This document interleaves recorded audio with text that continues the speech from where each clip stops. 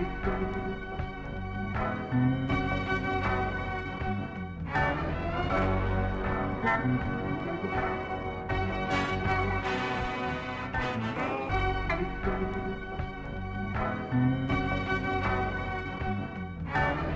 afternoon, this is Larry Eater with RunBlogRun. We're with Puskedra, and he's running his second Chicago Marathon.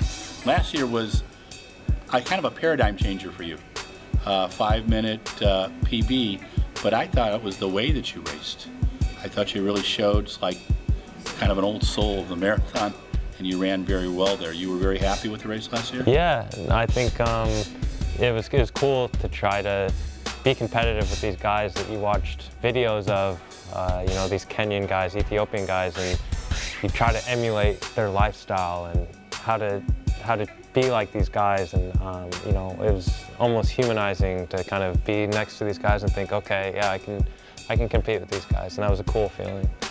You talked about the yin and the yang kind of marathoning. You have good races and you have a tough race, and for you, 4th place, which a lot of people thought, man, you kicked butt. For you, it's like that cold corner of hell, almost.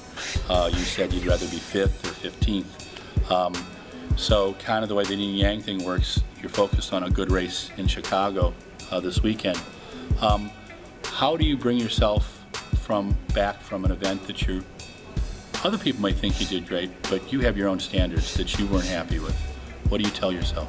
Yeah, I mean, the marathon's a tough one, because if you don't have a good 10,000 race, you can probably come back in 2 weeks or a week and, you know, kind of redeem yourself. Whereas the marathon, you'd have to recover, and you have, you know, it's 10 or 12 weeks of hard training, and then you peak, and then you take a break, and then you start back over again.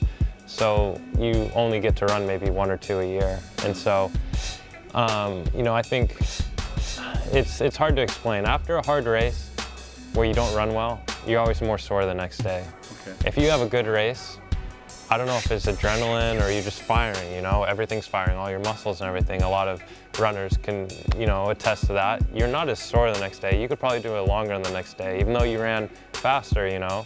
And so it's just kind of trying to remember what that feeling is in the good races. And so, you know, going back into training, when I first started training, I was training, you know, almost angry. I was like, man, like, I didn't make that team.